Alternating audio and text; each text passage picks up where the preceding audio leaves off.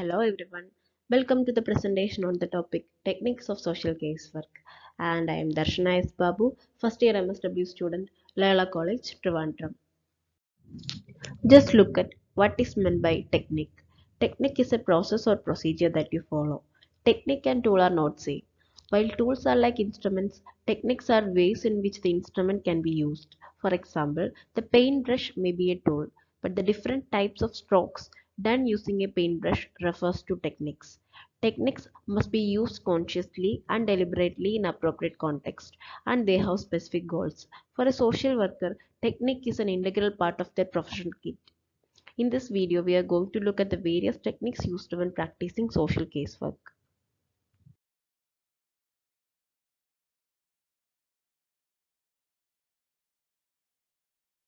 These are the various kinds of technique used in casework. Of these five, the first two kinds will be described in this video. The first one is supportive techniques. We know casework techniques are the procedures of helping the client. Hollis calls these as sustenance techniques. These techniques helps in removing obstacles for change. For example, these may reduce feelings of anxiety, lack of self-esteem, or self-confidence in the client by showing or expressing confidence for the client by the worker or by conveying that the worker have interest in the client. There are 9 supportive or sustenance techniques. We are going to look at the 9 supportive techniques in casework setting.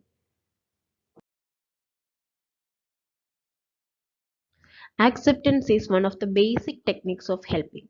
It is a way of approach through which the client feels she or he is welcome to the social work agency and that the social worker wants to help him or her. Acceptance of the social worker can be conveyed through words, the tone of the words, and the overall behavior which is visible to the client.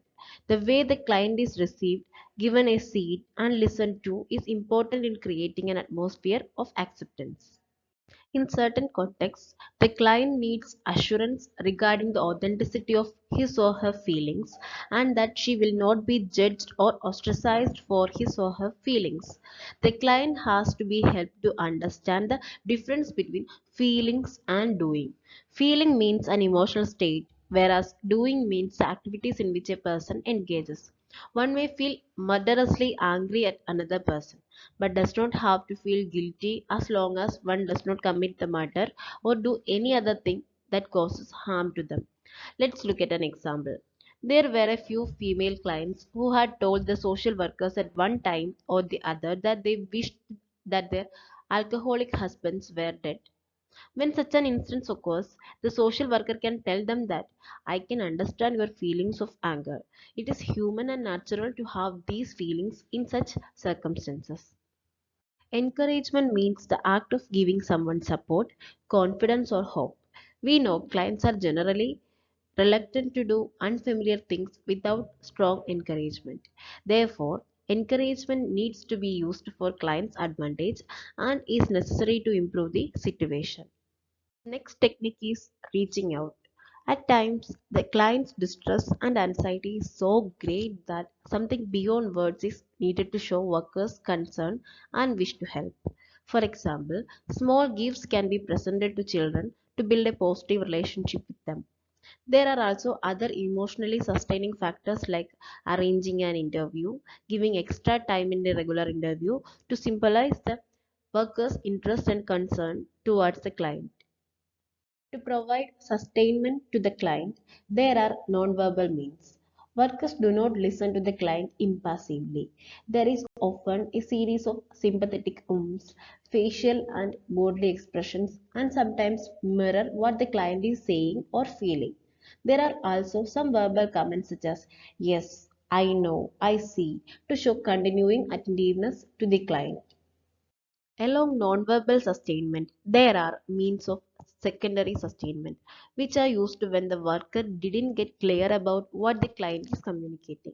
In such instances, one may then simply make comments such as, I don't know quite what you mean, and ask for further clarification. It may have the side effect of communicating to the client the worker's inattentiveness. That's why it's called secondary sustainment. The worker's job is not to take over the client problem. And the worker should be able to make the client an active participant in problem solving.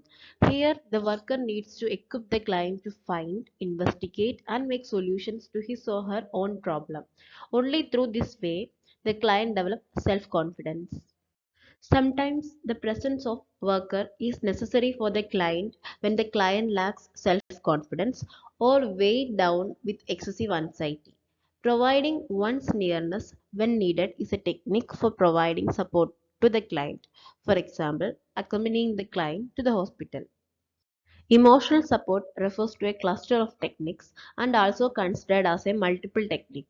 Most of the supporting techniques we have mentioned earlier provide emotional sustenance to the client. Thus, we have discussed the 9 techniques in supportive kind. Now, let's look at the direct influence techniques in casework. Direct influence techniques are the second set of procedures which includes various ways to promote a specific kind of behavior on the client's part. Advice is a technique in counseling which is given acceptance in the Indian socio-cultural tradition, but it is not high ranked in the West. Client does not ask for advice, but at times it is given and there is no compulsion to make the client follow the advice. For example, many clients with large families struggling with problems of poverty will need advice on family planning. Suggestion is another way of giving advice that isn't to direct the client. It is a sense of giving idea without any command or control or manipulation. Rather than intervening directly into the matter, case worker suggests possible alternatives for client to make solutions to his problems. Orders are another technique under direct influence techniques. In the West, social workers can provide report to authorities, which will lead to forcing the client to adopt a particular action. For example, a person can be forced to attend support groups, de-addiction treatment, community service, etc. A child may be forcibly removed from parents and home if the social worker reports that the home is unsafe for the child. Allowances may be reduced based on social workers' reports. So that's all about the 2 kinds of techniques, that is supportive and direct influence. Further techniques will be explained later. These are my references. Hope you all understood the discussed techniques. Thank you. Thank you so much for lending me your ears.